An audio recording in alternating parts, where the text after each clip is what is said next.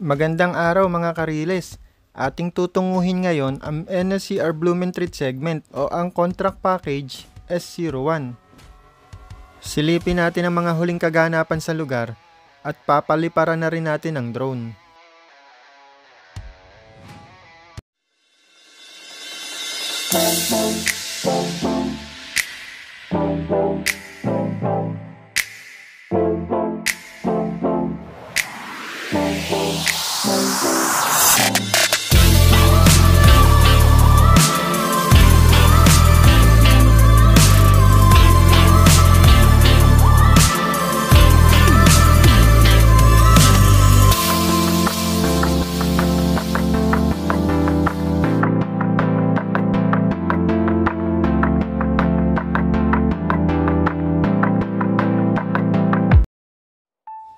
Matatandaan na bago mag-SONA, may nabanggit si DOTR na magkakaroon ng full blast. So October na ngayon, silipin natin kung nagkaroon na nga ba ng full blast. Isinara nga pala ang linya ng PNR upang magbigay daan sa itatayong NSCR Phase 3. Ito ay yung linyang Tutuban hanggang Calamba. Nandito nga po pala tayo ngayon sa Solis to Blumentritt segment at ito ay nai-award sa Indonesian company. Ito nga pala ang pinakamaigsing contract package na may haba lamang na 1.2 km at isang istasyon at ito ay ang Blumentritt Station. Ito ay ang lumang kaseta na makikita sa may Abad Santos intersection. Tinayuan to ng perimeter at hindi siya gigibain. Siya ay ipepreserba. Makikita rin ang Y intersection o ang triangulo kung saan naghihiwalay ang linya patungo sa Tutuban at ang linya papunta sa Malabon. Ganito ang itsura ng Abad Santos intersection noong panahong may biyahe pa ang PNR patungo sa Alabang at sa Calamba, Laguna. Ito naman ang itsura niya sa ngayon. Tinanggalan na siya ng mga barrier at nakalubog na rin sa mga asfalto ang mga riles. May mga makikita na tayong hukay dito kaso hindi ako sigurado kung para sa pier holes na ba ito o pinag-soil testingan lang.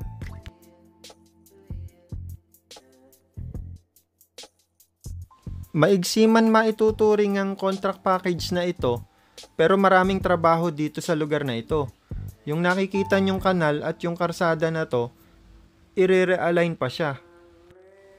Iuusad pa sila para magkasya at maayos na maitayo ang mga pier ng NSCR. Yung nakikita nyo naman pong elevated expressway sa gilid, hindi po siya yung skyway. Siya po yung tinatawag na NLEX connector na siyang nagkokonekta sa Smart Connect hanggang sa Skyway Stage 3. Puro poste at viaduct lang ang itatayo sa bahaging ito dahil ang bagong NSCR Blumentritt Station sa kabila pa ng LRT1 ang pagtatayuan niya. Napakaaliwalas tingnan ngayon ng bahaging ito. Mas nangingibabaw ngayon ang mga puno at mga halaman. Hindi kagaya nung araw na puro dumi at puro kalat, puro basura. Ano nga pala ang masasabi mo sa proyektong ito? I-comment mo at pag-usapan natin. Kung nakasapit ka sa bahaging ito ng aking video at hindi pa kita subscriber, paki-hit naman ang subscription button para manatiling updated sa aking channel.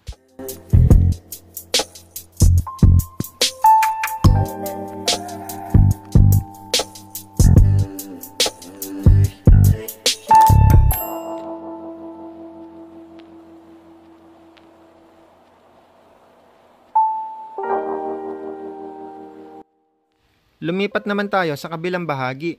Malayo na kasi yung drone sa akin at hindi ko na nakikita. Marami rin kasing mga kable ng kuryente doon at matataas na puno para safe na rin nating napapalipad.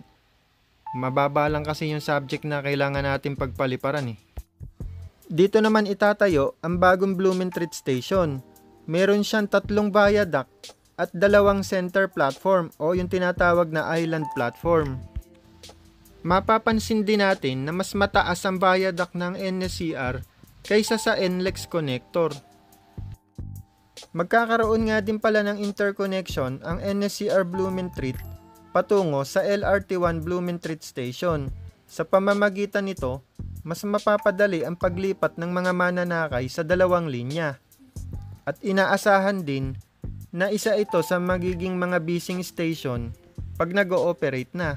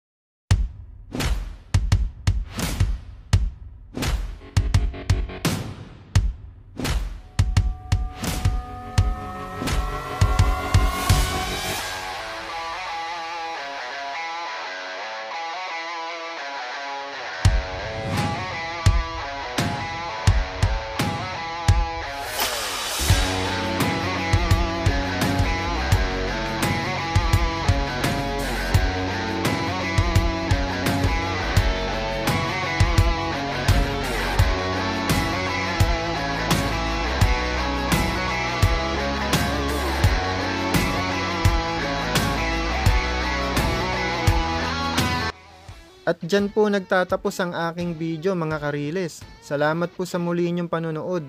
Magkita-kita po tayong muli sa aking susunod na update. Magandang araw po uli.